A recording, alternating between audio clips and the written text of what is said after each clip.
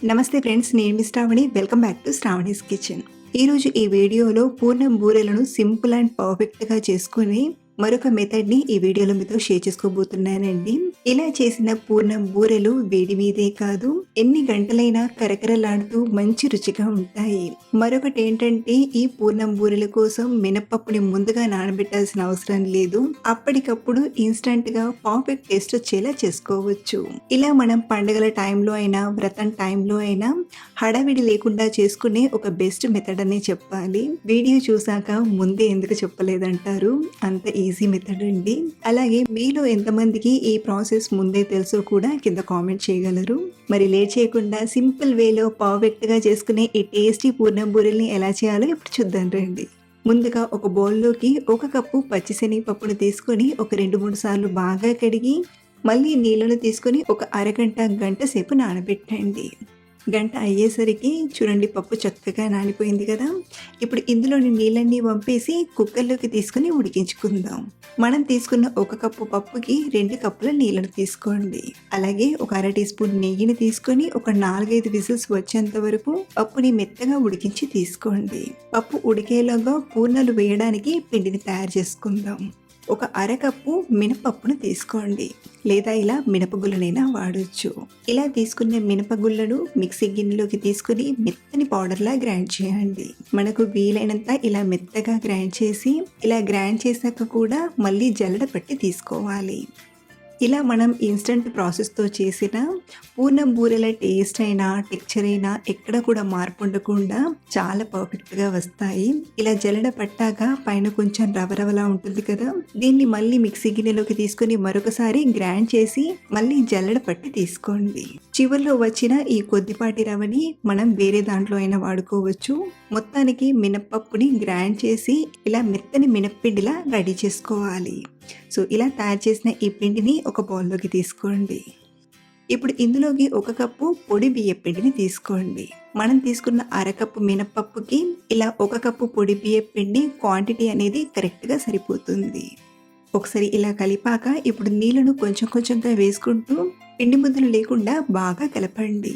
ముందుగా ఉండలు కట్టకుండా ఇలా కొంచెం కొంచెంగా వేస్తూ కలిపారంటే పిండి ఫ్లఫీగా వస్తుంది. అలాగే పిండి ముద్దలు లేకుండా సాఫ్ట్గా వస్తుంది. అలాగే మనం పిండి అనేది దోశ పిండిని ఎలా అయితే తయారు చేసుకుంటామో, అంటే ఎంత థిక్నెస్తో అయితే తయారు చేసుకుంటామో అలాగే కలపండి.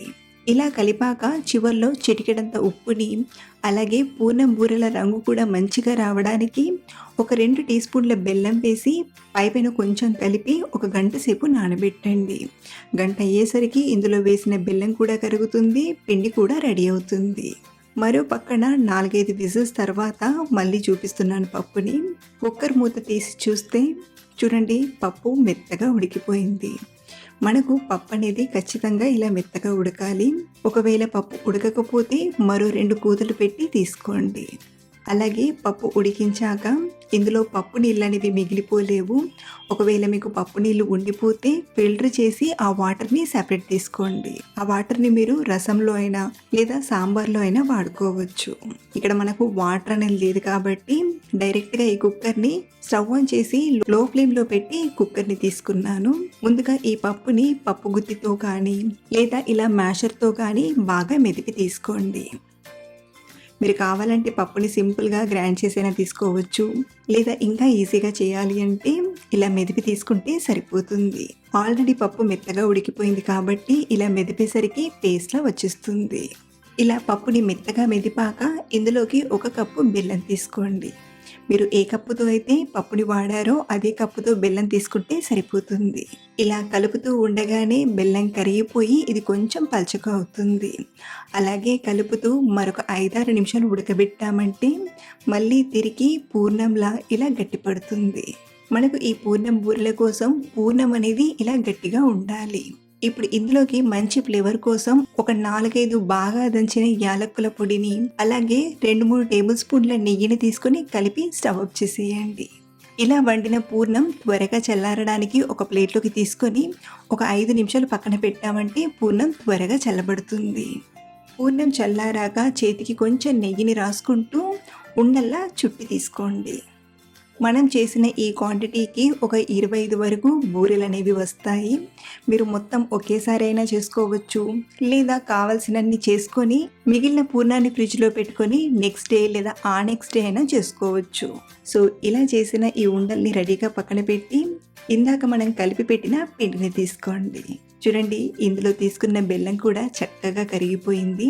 ఈ బెల్లం కూడా పిండిలో కలిసిపోయేలా మరొకసారి రౌండ్‌గా తిప్పుతూ బాగా కలపండి. ఇలా కలిపాక ఇందులోకి ఒక పావు టీ స్పూన్ వంట సోడాను తీసుకొని మరొకసారి బాగా బీట్ చేయండి. మనకు పిండి అనేది మరీ పల్చగా ఉండద్దు, మరీ గట్టిగా ఉండద్దు. కోటింగ్ కన్సిస్టెన్సీలా ఇలా ఉండాలి. స్పూన్‌కి ఇలా ఫింగర్‌తో రాసామంటే 2 గీతలు కలవకుండా ఇంత థిక్‌నెస్‌లో ఉండాలి. బూరెలు ఫ్రై చేసేటప్పుడు పూర్ణం అనేది బయటికి రాకుండా ఈజీగా చేసుకోవచ్చు. అలాగే ఇలా తయారు చేసిన పిండి మనం చేసిన పూర్ణానికి కరెక్ట్‌గా సరిపోతుంది. ఒకవేళ ఏమైనా మిగిలితే ఫ్రిడ్జ్‌లో పెట్టుకొని నెక్స్ట్ డే దోసల్లా వేసుకొనైనా తినొచ్చు. లేదా ఉదయాన్నే మీరు పూర్ణం బూరెలు చేస్తున్నట్లయితే ఇలా మనం నైట్‌కి కలిపి మార్నింగ్ పూర్ణం బూరెల్ని చేసుకోవచ్చు.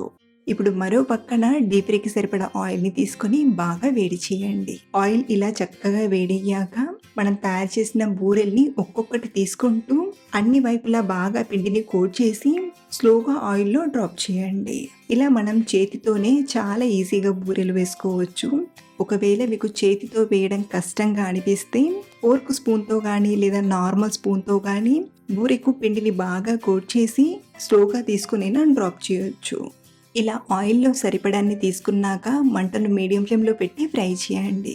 మధ్య మధ్యలో ఇలా తిప్పుతూ ఈవెన్‌గా ఫ్రై చేయండి.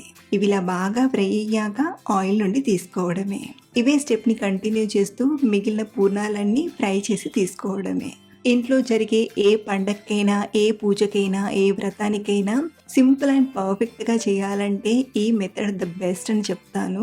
ఈ వీడియో మీకు నచ్చితే లైక్ చేసి మీ ఫ్రెండ్స్ అండ్ ఫ్యామిలీకి షేర్ చేయండి. అలాగే ట్రై చేశాక మీకు ఎలా వచ్చాయో కింద కామెంట్లో నాతో షేర్ చేసుకోవడం మర్చిపోవద్దు. మరిన్ని టేస్టీ రెసిపీస్ కోసం మన ఛానల్ని ఫాలో అవ్వండి. Thank you for watching.